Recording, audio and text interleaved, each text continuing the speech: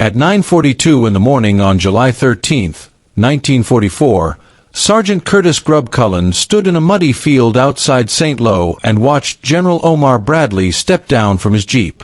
Cullen already knew that the next 30 seconds might decide the fate of thousands of men and the future of the entire Normandy campaign. He was 29 years old. He had spent just 2 weeks testing a crude invention made from scrap steel. He had no official approval, no paperwork, no guarantees. And yet, what he was about to demonstrate could determine whether 3,000 American tanks would finally break free from the nightmare of the Norman bocage. For 6 brutal weeks, First Army had been trapped inside those fields. The so-called hedgerows of Normandy were nothing like the soft hedges American soldiers imagined. They were ancient earth walls, some 12 feet high and 4 feet thick, reinforced by centuries of compacted soil, tangled roots, and stone foundations laid by medieval farmers. Over hundreds of years, dirt had piled up, trees had grown, and roots had intertwined into something closer to a fortress wall than a fence. Every time an American tank tried to climb one, it exposed the thin belly armor underneath. German Panzerfaust teams waited for that moment. Anti-tank gunners aimed at that vulnerable spot. And in those seconds, Shermans turned into flaming coffins. By mid-July, more than 400 American tanks had already been destroyed trying to cross these hedgerows. Entire crews burned alive before they could escape. Each battalion had about 70 tanks, but only 4 bulldozer-equipped Shermans capable of pushing through the hedges. Those dozer tanks were slow, clumsy, and obvious targets. German gunners picked them off quickly. The advance inland from the beaches measured in yards and blood.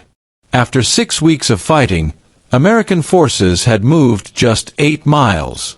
At that pace, breaking out of Normandy would take half a year. Operation Cobra, the planned breakout, depended on rapid armored movement. Without a way to defeat the hedgerows, it would fail before it even began. Curtis Cullen was a cavalry sergeant, not an engineer, not an officer, not a weapons designer. But he had spent weeks watching tanks die in front of him, and he believed the solution already existed, scattered across the beaches of Normandy in the form of twisted German steel. When the Germans had prepared for invasion, they had planted thousands of steel obstacles along the coast, known as Czech hedgehogs. 3 thick steel beams welded into a jagged cross, designed to tear open landing craft and trap amphibious vehicles. After the landings, American engineers cut them apart and stacked the steel into massive scrap piles. Cullen stared at those piles and saw something different. He cut 4 thick sections of hedgehog steel, sharpened them into crude points, and welded them onto the bow of a light tank. Angled forward, they looked like tusks. When the tank drove straight into a hedgerow, those steel prongs bit into the base instead of climbing upward. The tank pushed through. No belly exposure. No deadly pause. He tested the device 7 times. 7 times it worked. Now, on July 13th, General Bradley was here to see it himself. Bradley stood beside Cullen, binoculars raised, studying a massive hedgerow 200 yards away. It was the same kind of wall that had stopped American armor for more than 40 days. A Sherman tank rolled into position 50 yards back. Lieutenant Charles Green sat in the commander's hatch. His gunner, Sergeant Frank Weber, sealed the turret. The engine roared. Over the radio, Green's voice came through. He was ready. Bradley lowered his binoculars slightly. Proceed. The Sherman surged forward, accelerating to 25 miles per hour. The steel prongs struck the earth wall with a thunderous impact, like a freight train slamming into solid stone. Dirt exploded into the air. The tank's nose dipped violently as the prongs dug in. For 3 long seconds, the Sherman pushed against 500 years of compacted soil and roots. Then the wall collapsed inward. The tank burst through the other side in 14 seconds. Bradley lowered his binoculars. He walked to the torn opening, knelt, touched the ripped earth, and examined the severed roots. Then he stood, turned to his staff, and asked a single question. "How many of these can we build?" That evening, orders went out across Normandy. Every available welder was mobilized. Every German beach obstacle between the beaches and Cherbourg would be cut apart. Every Sherman, every light tank, every tank destroyer in First Army would receive Cullen's steel tusks. Operation Cobra was scheduled to launch in 12 days. 3,000 vehicles. 12 days. The math was merciless. Production began in a muddy field near Colombiers. Welders worked around the clock. Cutting torches overheated. Steel dulled blades. The first day produced just 8 devices. At that rate, the war would be over before the tanks were ready. Cullen reorganized everything. He rotated welding crews. He requisitioned extra equipment. He brought in maintenance teams and tank recovery units. Production slowly climbed, 22 per day, then 38, then 64. Every night, floodlights illuminated a scene that looked like an industrial factory dropped into a cow pasture. Sparks flew. The smell of burning metal hung thick in the air. Men slept 4 hours at a time, then returned to their torches. The devices revealed new problems. The steel prongs weighed 320 pounds. Mounted on the tank's nose, they strained the suspension. Cullen redesigned the brackets, redistributing the load across the hull. Each improvement cost precious time, but prevented catastrophic failures in combat. By July 24th, the night before Cobra, 2,300 tanks had been modified. It wasn't the full 3,000 Bradley wanted, but it was enough.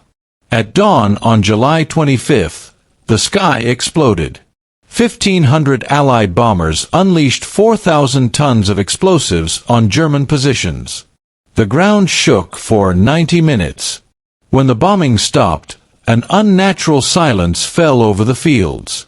At 7:45 a.m., the first Rhino tanks surged forward. Radio reports began pouring in. Company B breached their first hedgerow in 16 seconds. Company C smashed through 3 in 20 minutes. Entire battalions punched forward at speeds unseen since D-Day. German defenses collapsed as firing solutions designed for climbing tanks suddenly became useless.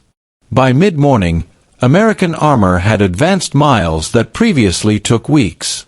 By evening, the front had moved 8 miles inland. Operation Cobra had shattered the stalemate. There were failures. About 4% of the devices broke on hidden stones and buried posts. Crews were lost. Cullen listened to those radio reports with a heavy heart. But the math was brutal and clear. Before the cutters, 60% of tank crews exposed themselves to deadly fire. Now, 96% survived their breaches. Within days, German defenses crumbled. American forces surged into open country. The breakout that had seemed impossible became inevitable. Bradley credited the Rhino tanks as one of the decisive factors of the campaign. In August, Cullen stood before General Bradley once more, this time to receive the Legion of Merit. The general told him plainly that his invention had saved an estimated 1,500 American lives. After the war, Cullen returned home to New Jersey. He married. He found a job. He lived quietly. His invention faded into footnotes, remembered mostly by historians and veterans. But the impact endured. Military doctrine changed.